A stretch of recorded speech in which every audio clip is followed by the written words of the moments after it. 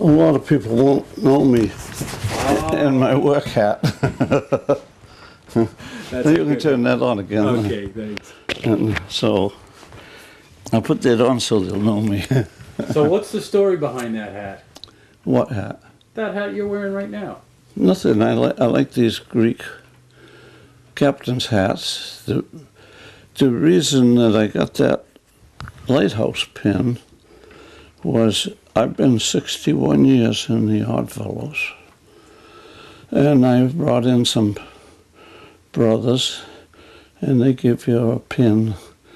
Different ones have, different guys have different pins made up, and if you bring a brother in, they give you a pin. I got about 30 on my coat. Yeah. And also, my father was a lighthouse keeper. And we've been in a few lights. We was in, I was born in the West Shop light in the Vineyard. Yeah. In the assistant keeper's quarters. I was on Thatcher's light for a little while. And then my father married my stepmother, and she says, "We can't live here if one of those kids fall off this rock and drowned. I'll never live it down." So he went in, and then he worked, and when they had that flu back in the First World War, he almost died. And the doctor said he couldn't do any heavy work, and he said, "Could I go back in the lighthouse service?" He said, "That would be good." So from there, we went down to the Gurnet Light, which is shows over Plymouth Harbor. But you go there from Duxbury to get in there. And then from there, we went to Long Point Light on the tip end of Provincetown. Wow. And we was there for 6 years, and then we came down here. And he wanted Boston Light, and the inspector says with 5 kids, he wasn't going to give it to him because he said the kids could walk to school from here. If he was in Boston Light, they'd have to go across in the boat all the time and everything. So which light were you at here? Brant Point. And how old were you? When I came here, I was 12 years old. And we walked ashore January the 1st, 1926. Do you think the world's gotten to be a better place over the years, or is it worse? I would say it's much, much, much better, because we see things that's happened. We have in the lodge in 1940 a blind man or a colored man could not join the Oddfellows. We have had one colored Noble Grand as good as anybody else that we ever had. He's a terrific, nice guy. And there was things like that. There's not the feeling or the animosity that there was before. I think we're going to have the way with all the machines and everything, that I think some of the machines are going to teach us to be better people too. I was married 10.5 years. And then my first wife was in Boston, wanted to learn to be a writer, and she was going to go to night school. And the next thing, she called her mother up and said, "I'm not coming home. I don't want to live with Reggie anymore." So I used to go there Saturday night to eat beans with him. And she told me, and I said, "If that's what she wants, that well, it can be." So that was it. And then it was, I guess, a 1.5 or 2 years after that, I married Frida. And maybe that was meant to be. Well, I'm sure it was. You were very happy with Frida, weren't you? Oh, yeah. Yeah. She could fish almost as good as I could. Never had to worry about. How'd you meet Frida? She was in the pond. She was out with Charlie Jewett and Myrtle. They were best man and woman. And they were out with them And they knew that I walked out to the pond out here. So when they came in, they asked me if I wanted to ride in, and I said yes. And they asked me if I played cards, and I said yes. And said, do you know how to play 500? And I said yes. And they said, good, we need another partner. So they were thinking in the back of their mind, get somebody for Frida. And I was thinking the same thing. And so I would go down and get her in my little car, and they come up and play cards up to Myrtle's house. And one night I had a pot in one of the degrees in the lodge, and they were going to play cards. And I wasn't going to go to lodge. And she says, well, you're not going to play cards with me when you've got a degree to work on in the lodge, because her father belonged in it too, you know. Sure. And so I had to go and do my part. And as I came up, I saw her bicycle parked right in the corner of the house and the porch that was on the street side. And I got down there and I got halfway through my part, and all I could see was that damn bicycle. I forgot every damn thing there was. And in about, well, maybe 60 seconds, it came back to me, and I finished it. But I says, geez, that damn bicycle, I saw that just as plain as day. So then Frida fell head over heels in love with you too. I don't know, but I hope so. She must have. But it's, and you had a good life with Frida. the best. That's wonderful. She said to me one day, are you thinking of having any children? And I said, yes. She says, well, you be sure you have them at the right time. And I says, well, how do I know what's the right time? She says, just as long as she or he is not born when the bluefish are running. Any other time of the year was all right for to be born. She wasn't going to lose a bluefish. When I was down to Provincetown, I went out in front of the shed barn we had there. I dug a hole about 1 foot deep, 2 feet wide and 3 foot long, and I put a board in half of it, and then I dug out what was left another foot down, and that made it like a seat in the ground. And then I did a second one, and my father had a broom handle that he gave me, and he nailed the bottom of a butter tub on there, and that was my steering wheel, and I was in there driving my car around, and my brother came by.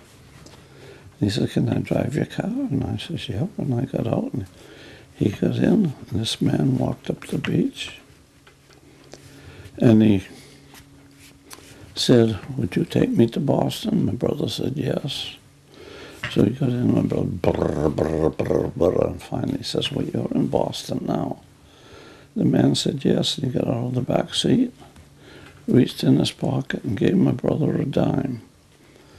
Now, I'm going to tell you, I never even got 1 cent out of that dime. It was my car and everything. I never held it against him, to tell you the truth. And I have been so happy that it happened, because it gave me a good story to tell. So you got any more other good Nantucket stories? Well, I worked for a man by the name of Chester Pease. And he told about a lady that lived on York Street. And every time that a whaling ship came in, she would go down and she'd invite the captain or the first mate. She didn't want any of the other crew. And she invited one person to come up and have supper with her and spend the evening. So this year, there was a captain come in and says, yes, I'll come up and have supper with you. So we went up to have supper. She had a vegetable garden in the back with flowers in it. And she had a nice supper. And then when he got ready to go, she grabbed a plant she had, a flower plant, and said, here, take this on your trip. So he took it down and they made a sling for it and hung it up in his cabin. He was supposed to be the only man that anybody ever knew that could take the lead line and taste it and tell where he was in the world. So they were in the Indian Ocean, and the guy brought the lead line up after they'd hit the bottom. What's the lead line for? Just Measurements. okay. And they hit the mud, you see. And he brought it up and going to give it to the captain. He saw the captain arguing with a guy, and he saw the flower pot in there. So he snuck in and he stuck the thing in the flower pot and he took it over to him. And the captain took it, stuck his tongue on it. He says, oh my God. And Nantucket sunk, we're right over Mem Hackett's garden. Did you ever know anybody from that was a Union soldier that was still Yes. around? Yep. What was that like?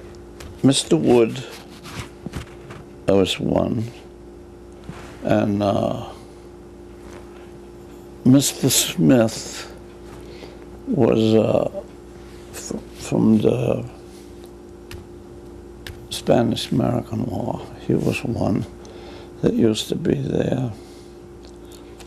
And I don't know what the lady's name was that I used to, when we ripped off shingles, I used to take my trailer and take them down and she burned them. And her father was one. And there were three grand Union officers or something, and one Spanish-American. And they had a certain day when they would go up to the church and sit, and sometimes, I know we one time went up to the Unitarian church, and all us kids were in the thing, and they talked to us. And that was, we liked that because it took us out of school. But do you remember a lot of what they said and how they felt? No, it was too small to. Too small. When I came down here, most of the taxi and everything was done with horses. What was one of the tougher decades that you can remember?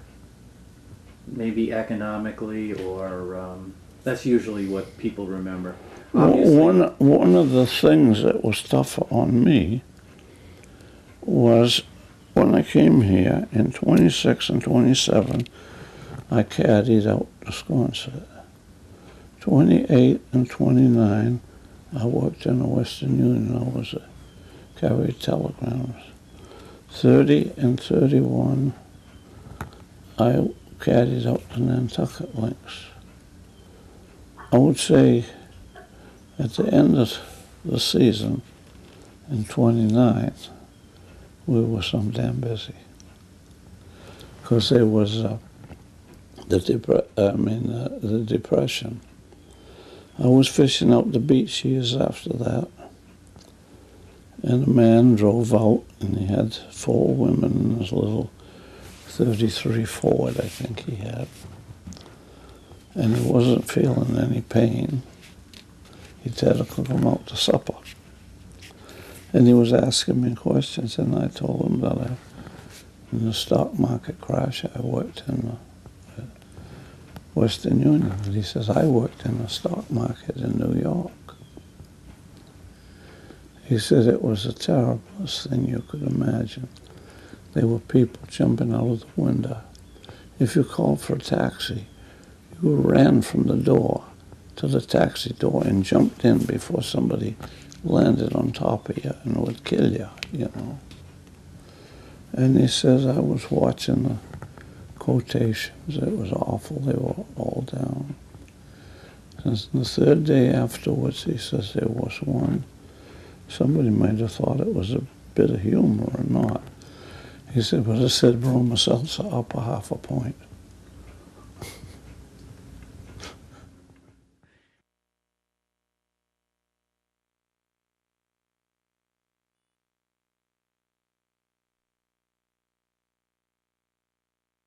When I went to high school, I didn't care if I went to school or not. And in the first year, I had general science. I liked it. Second year, I had physics. I liked that even better. Third and fourth year, I had botany and chemistry. I didn't like them. First year, I had algebra 1, and then geometry, plane geometry. Then algebra 2. I was supposed to take trigonometry, and the math was really biting into me, and they wouldn't let me take the trigonometry because I flunked English and had to take it over again. And English was so much more important than the math. So I asked the principal, who was my teacher, and he gave me 2 books to start me. I got about 80 reference books in my bedroom there. Most of them were mathematical ones. There's a lot of them over my head. But I learned all by myself. Absolutely nobody helped me. There was nobody who knew anything down here at that time. Did you apply it to anything you were doing? Oh, all the time. Okay. All the time. We'd be building a house. And this is the house that was there. And we're coming out here and across there. And they wanted to know if that was square. Well, we would take and measure from here to here and from here to here. But you couldn't because the corner of this building was in the way. So I would take the measurement down here, up here, and then take the measurement this way. And the boss would give me those measurements, and I'd figure them out and tell him if it was square or not. And he'd say, if you're within 1/4 of an inch of what Reggie says, you're all right. And usually I was. Did you ever think that, Reggie, maybe you should have been a teacher? I wanted to be the West Way. That was the thing that I wanted. But I couldn't pass English. Yes, I wanted to be a teacher. I've told a lot of people say you're a teacher anyhow. Did you have any algebra in school? Very little. And if you show that to a kid that's learning, he will understand so much better. There's other things that go a little bit if I had a high school student or something like that. I was telling his son this stuff, and he started listening to me.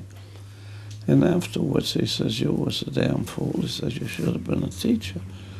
Because I couldn't stop listening to you. You had me stuck right there. I said, I had to listen to every word you said.